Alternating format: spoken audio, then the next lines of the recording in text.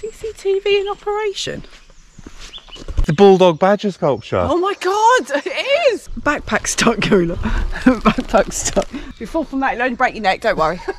So I'm hoping one of these sculptures is going to resemble a thermos flask. The area here was the old railway tracks. Getting drunk in the rain. Hit that like button. A lot bigger than I thought it was going to be. Wow, wow, wow. The sun is making it look like flames. Crime scene tree. Oh my god, it could be. Draw something around it. I shall throw it straight in your face. Yeah, let's get started.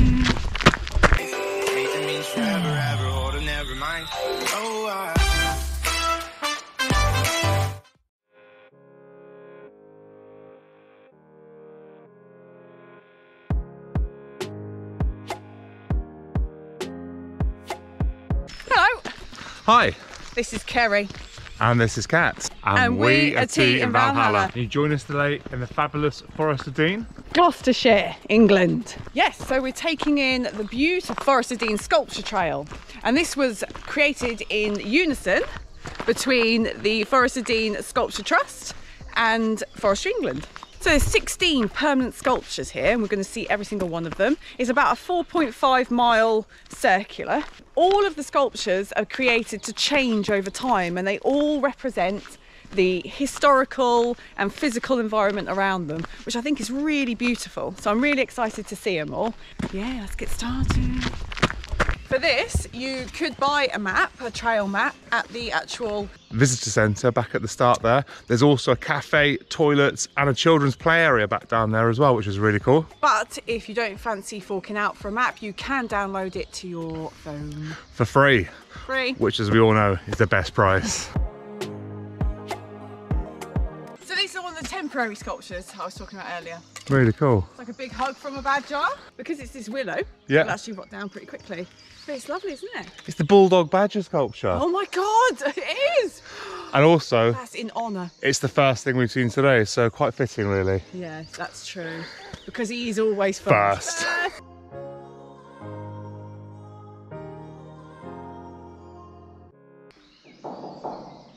So this is interesting because I think it's probably came back to the idea that this is obviously a mined area. I think this is obviously a bit of iron.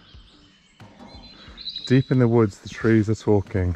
They feed one another according to need. Nutrients pass from sibling to sapling. A deep connection from elder to seed. And that's actually true. Especially with elders, they have like a mother tree. Yeah. That feeds the Very others. cool. Yeah.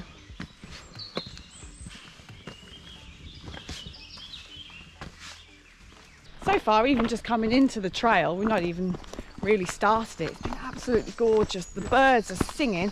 I've seen lots of stitchwort and bluebells. We've heard a cuckoo as well. Oh my goodness, yes, we heard a cuckoo. That was really exciting. Because it was as we were lacing up our boots as well, wasn't it? So we didn't even capture it. But just trying to find sculpture number one at the moment, the Heart of Stone. So fingers crossed. I would recommend the map.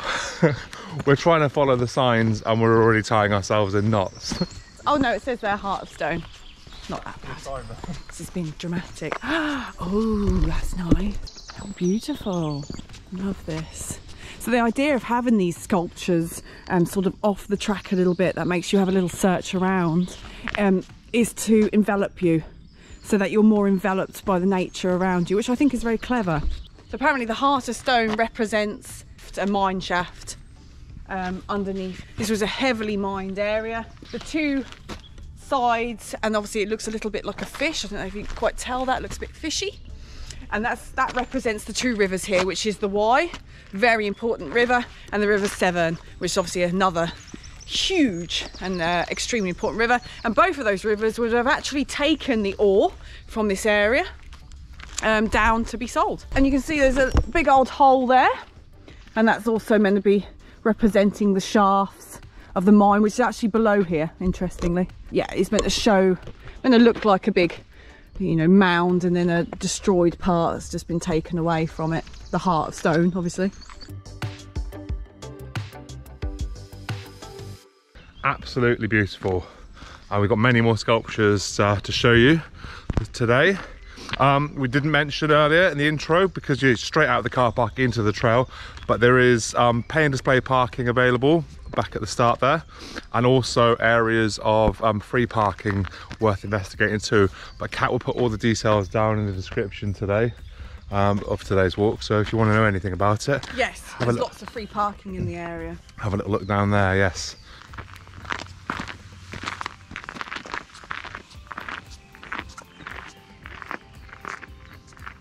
What a beaut. So this one is called Yasser Inn. It's probably not my best Turkish ever. In Turkish that means hooray. So you're meant to playfully go in and out and climb. Please demonstrate the hooray. Whee! Hooray!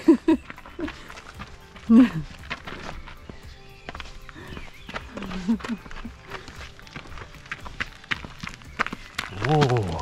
And it is playful. He's done a good job here, the Turkish sculptor.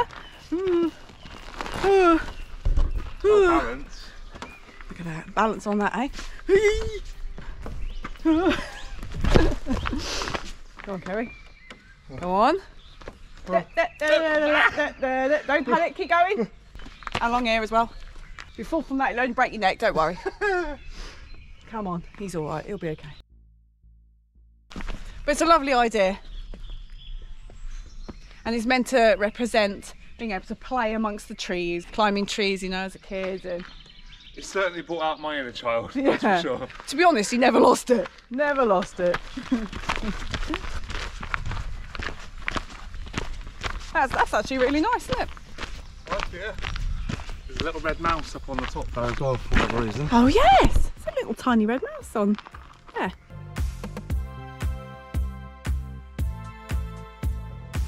So we've just come through the White Gates area, going down to the next and most recent sculpture called Soil Unsoiled.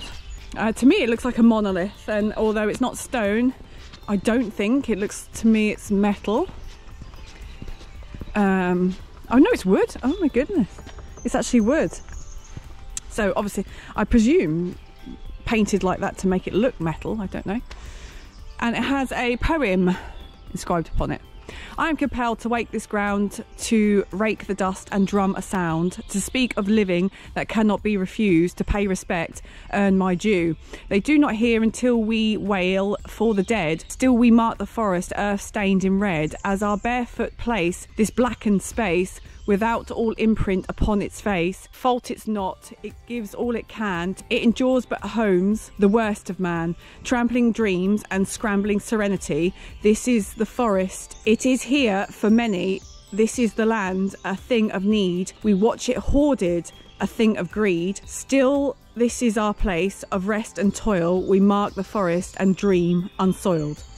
Now I've read it, I understand that they've deliberately blackened the wood. This poem is actually from life, from understanding about racial inequality in the Forest of Dean. It's quite a touching poem actually, especially about the hoarding and the greed. Gives you pause for thought, which I guess is its point.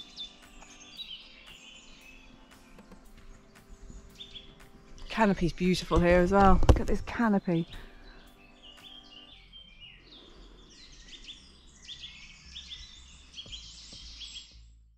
So we're heading to the fourth sculpture now. Fourth or third? Fourth. Oh my lord, I'm losing count already. Place your bets now as well as to what sculpture we'll have our first cup of tea at. Oh my goodness. I'm not going to lie to you guys, I have already had a sandwich. We stuck a sandwich in after the Hearthstone. Oh, I was so hungry.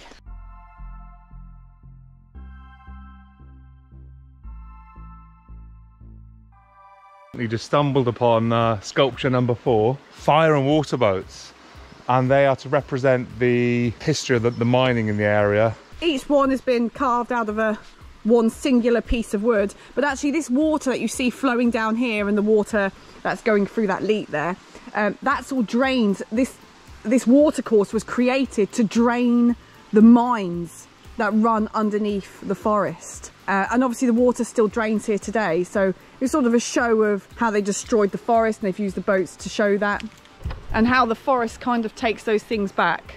Again, this illustrates quite strongly that these sculptures were created to alter over the years, to change. These are now covered in moss They're starting to rot down at the bottoms, but yet they're still quite strong on top. They've got sort of a smoothness to them, haven't they now? Which obviously they wouldn't have had when they were originally put in. And then little plants, little ferns are starting to grow inside the boats themselves. And you can see that animals come down here to drink a lot, don't they, Kerry?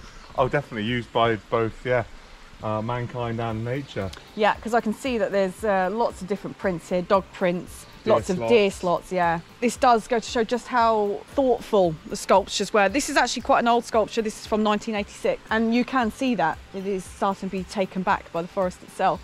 Still aesthetically pleasing for humans to come and have a look at it. Not that we should need that, but of course that is a thing that people need. When they're taking their families out, it's probably something they think about. How aesthetically pleasing will it be? How easy will it be to keep the children entertained? Things like that. It's naturally sort of built into us, isn't it? We do it without realising. I mean, I spotted this one without even looking at the signs. It just sort of caught my eye as we came around the corner there.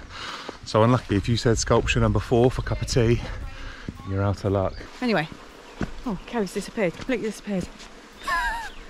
No, yes, he's gone.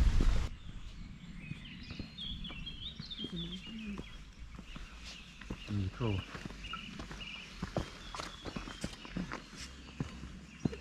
Oh, we're back at Whitegates. Oh. So it's looped us back round, and I guess we'll just pick up the trail again further up. Yes, I think it's there and then there, isn't it? Yeah. Okay.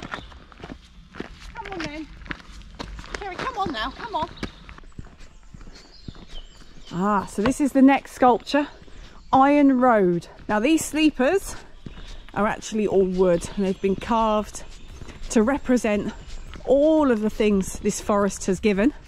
And actually this area here was the old railway tracks that used to take out coal and iron from the forest. This here is a quill for the writing and a book. This one looks like an arrowhead. Arrowhead, perhaps. Deforestation, the logging. Oak leaf.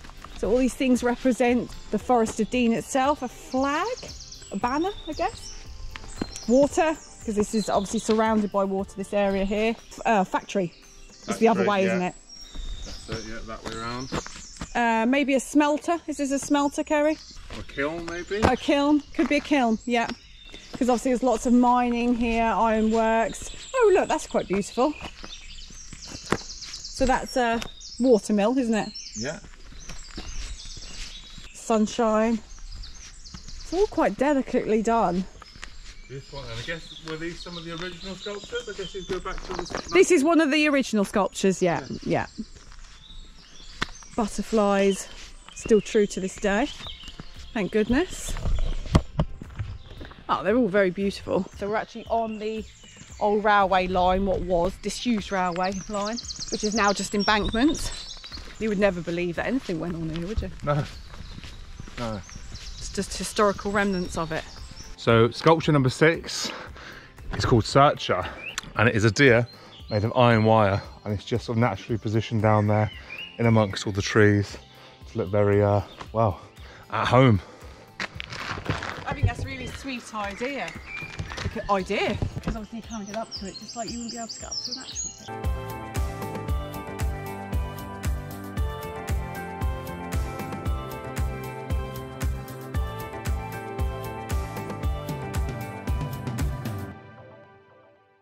So we're just coming off the old railway tracks now, the disused railway. Through here, back into the forest. Ooh. Magical. This is what you walk into, look at this. So everything's really bursting, everything's really verdant. Look how green everything is, I love it. Beautiful. So this is the next sculpture, and it starts with this real bamboo here, which is obviously completely out of place within this forest. This is called In Situ. So we've got the old river. So you have this real bamboo, and then in between the sculptor has put this iron bamboo.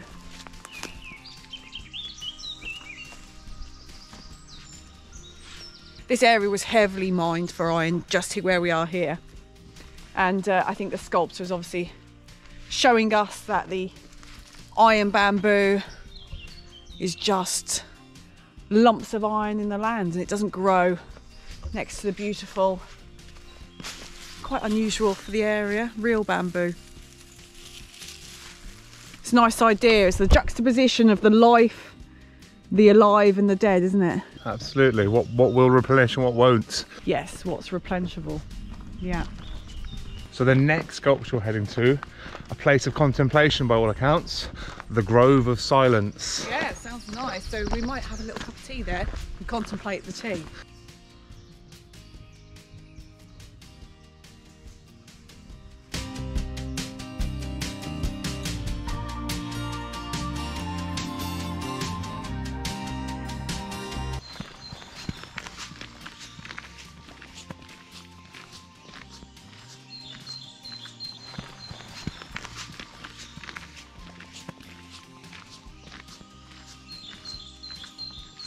So this one is pretty much plaques up on the tree with 3 little plaques, look, all exactly the same on 3 different extremely tall trees.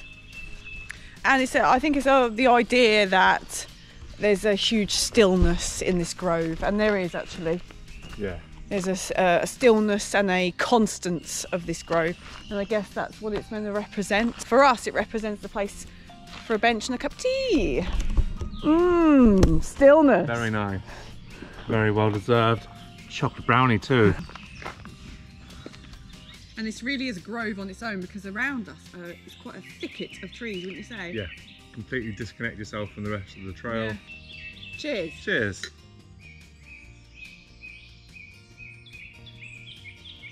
From the Forest of Dean. It's beautiful.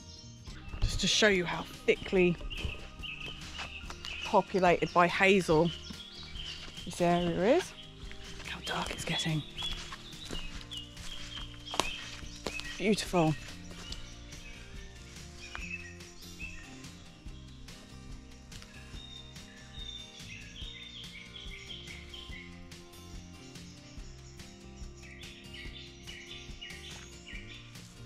Congratulations if you said number 8 for a cup of tea stop, because that's where we are.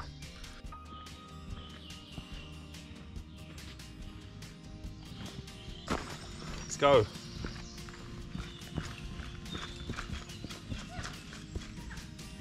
Aha! So, found the cone and vessel sculpture.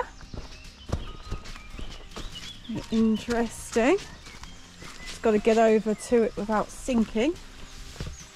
Right. Ooh. There's perhaps an easier way, but I don't care to find it. Oh, it's stone. That surprised me. So the acorn cup and the pine cone. Very nice. And like I was saying before about them degrading, you can obviously see where the weather is degrading this. And I love the fact that all these lichens are making it their home as well. Okay, you just fall in the water, mate? No. You did. I had a little splush. And it's very well carved as well.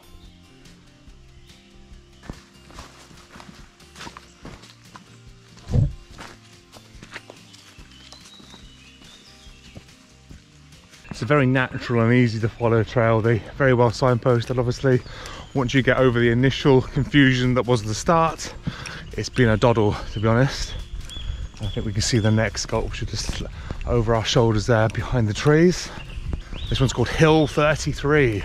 The actual sculpture itself is breaking down, so it's becoming dangerous. Right. But it's meant to break down. That was the idea of it, is to represent the huge coal industry that was here and our constant need to be ruining nature for the sake of energy.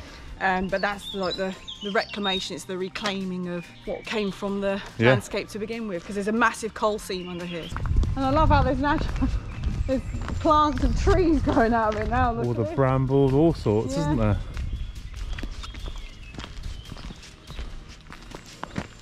So the outside is all just industrial materials, but the inner side, which is the stuff that's really breaking down now, and you can see there's all this slope and stuff, is local coal. So it's coal from here. So. Oh wow. Yeah. Well, actually, it was from the slag heap, so it's coal that they wouldn't ship out. Yeah. Flip mode, back down the trail to pick up the purple markers to take us on to our next sculpture. So that was number 10.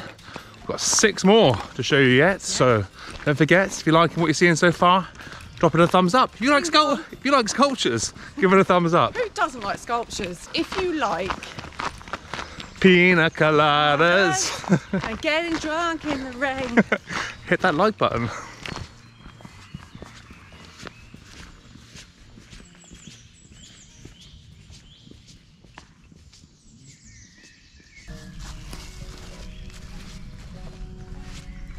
wow. Another sculpture here. It's called House, with the iron structure reminiscent of the mine shafts that littered this area, and at the top is a little home. It's meant to represent the fact that underneath all these mining works, actually this forest was always home to many people. This area has been lived in for thousands of years. It's also kind of reminding me of trees, you know, it's long. Oh yes, yeah.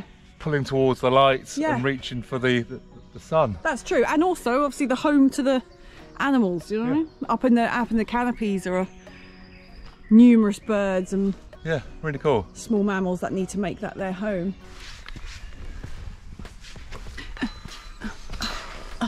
Oh no, backpack's stuck, Gola. Backpack's stuck. No, it's stuck. Go. My arse is stuck. My arse is stuck. Go. Oh no. Oh yeah, I got in. See? Out again. Christ. Incredibly peaceful here though, isn't it, Carrie? Yes. Yeah, just a bird song. Yeah. Sadly, Mr. Cuckoo hasn't come back. No. Keep listening out for it, but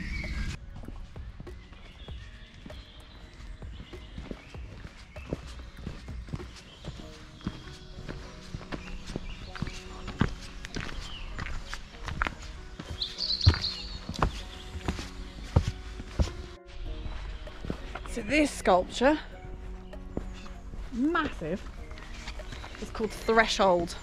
It's incredibly interesting. These cave faces, I should say, are actually cast, and they're cast from the Clearwell Caves, which was an iron ore mine. And you can see all the, so because it was so perfectly cast, you can actually see all the pick marks. It's to represent the intensive labour that the miners had to suffer, had to endure for their work.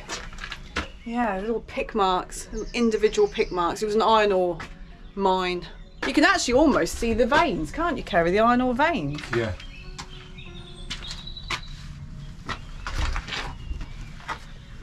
Wow. Clever, very clever. It is clever, actually. It does give you a feeling of real claustrophobia in there. It's really strange because you know it's open. See that at the top is it's not an enclosed space. It's not a cavern, but for some reason it does actually give you, because it's that curve, I think. And when you're inside, it feels like a cave. It does give you a real claustrophobia. You can actually feel how miserable the lives of a miner would be. Unfortunately necessary for working class people of the area. You know, it was an essential income.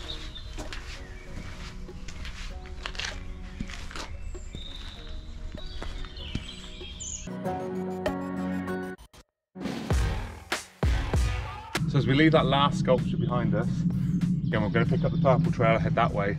But there's been plenty of these little shortcut signs which are great because you can actually head back to, you know, the start point, start location, toilets, facilities. If you start to get a bit peckish, go and grab yourself a pasty. Go on.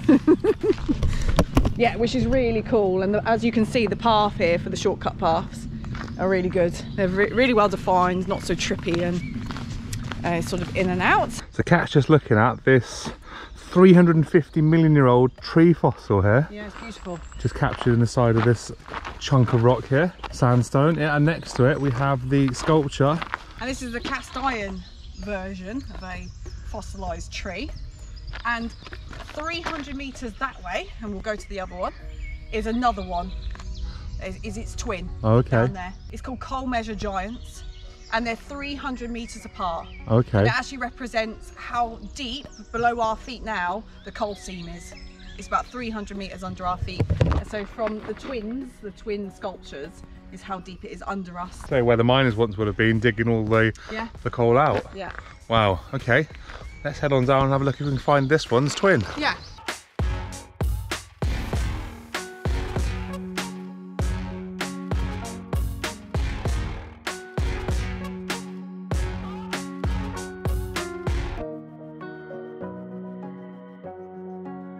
So this is its twin, and as you can see by the shape of it, it represents the sort of entrance to a mine shaft. Oh, I love that. Really cool, isn't it?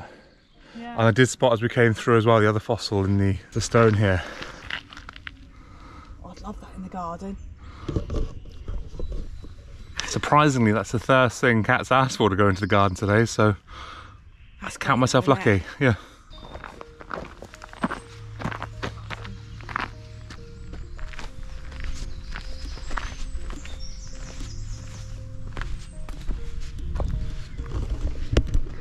So this one is called Echo, and this is a cast of the original quarry, which you can find if you take a little peek. It's behind it over here. Oh, so it's an echo because you see it twice. Oh look, on this side too. Doubled up both sides. Isn't that clever? I see, so that's why it's called Echo. Pieces in the rock that as that falls away, you can see it's actually falling away now, can't you? It's all breaking down. Obviously this will always represent exactly how it looked. Yeah. Like a snapshot of time. It's quite clever, isn't it? Because this is a fine sort of limey sandstone, it's all falling apart. It's breaking up quite rapidly actually, you can find the pieces all over. And obviously because it's been quarried, it's sort of become a bit loose and fragile anyway.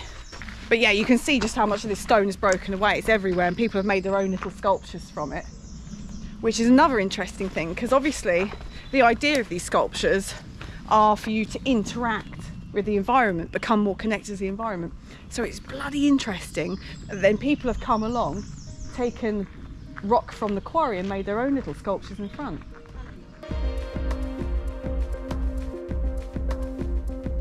So we're in pursuit of number 15 now, Cathedral. Yes. Quite an iconic one. This one features on many social media platforms, lots of photographs.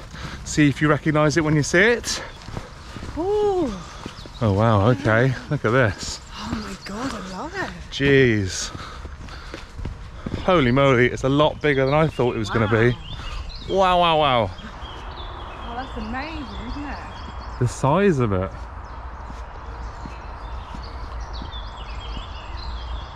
That's a real showstopper. It's interesting because the avenue of trees do feel cathedraly, like an aisle. And the font at the end. And obviously the architecture here is almost like the vaulted ceilings. It is beautiful, but instead of religious imagery, it's imagery of the forest and the animals and everything that calls this area home. And I often go into cathedrals and think how awe-inspiring the stained glasses. Do you? Stained glass is just, yeah. Yeah, I've always loved them. I've always think they're beautiful. It's just so weird to see one hanging in the forest, but somehow it looks right.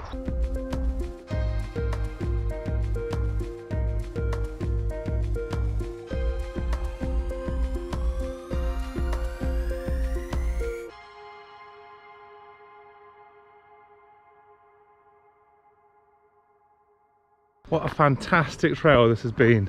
Each exhibit different in its own way, bringing something interactive, textural, colourful and vibrant to the table.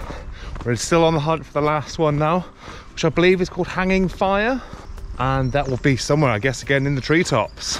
Wasn't a cathedral call though. Been probably the most colourful of the day, definitely. Very pretty. So let's have a look. Hanging Fire. And here is our final sculpture, Hanging Fire. So the iron here is actually local iron, smelted locally, and is meant to represent the crowning of the trees. This was actually once a royal forest. Funny they chose to put it around sycamores though, isn't it? Although it's naturalised now, it's not technically a native tree, not technically. It's almost like a crown of trees actually, isn't it? Yeah. Perhaps that was the reason. Perhaps that was the only reason really. So it's completely suspended. It doesn't actually touch the crown. The flames itself does not touch the tree. It's completely suspended by the other tree. Beautiful. The sun's really out now. It does look like fire, especially after that sun. The sun is making it look like flames. Carry on, Kerry, carry on. I've lost Kat to the bluebells, but we're going to take you up towards the Arboretum now, where we parked for free this morning, where we may just quickly top up teas, have a little recharge, and then we're going to have a little walk around the Arboretum up there. So we'll bring you back and share with you a bit of the joys up the road, isn't it? I'm here. Sculpture trail has been brilliant. I've loved it. Very accessible, very enjoyable, sensory. Yeah, it's ticked all the boxes. Highly recommend the Forest of Dean Sculpture Trail. We've already done 5.5. Yeah. But it's only because we didn't start at the start. In the name of free parking. Yeah, we started elsewhere. But actually it's only 4.5 if you start in the correct place. If you've enjoyed today's video and a tour of the Forest of Dean, don't forget, hit that like button. Drop us a little comment down below. If you're new to the channel, please consider subscribing. Bash! And if you're an existing subscriber, thank you very much for your support and comments. We much appreciate you. Yes. In fact, it's a double thanks. Double thanks. That's what you get if you're a subscriber. Double thanks. Yes.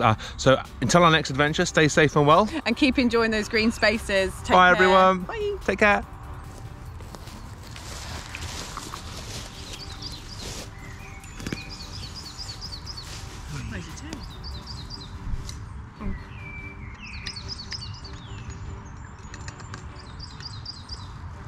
Lovely. Cheers. Cheers, everyone.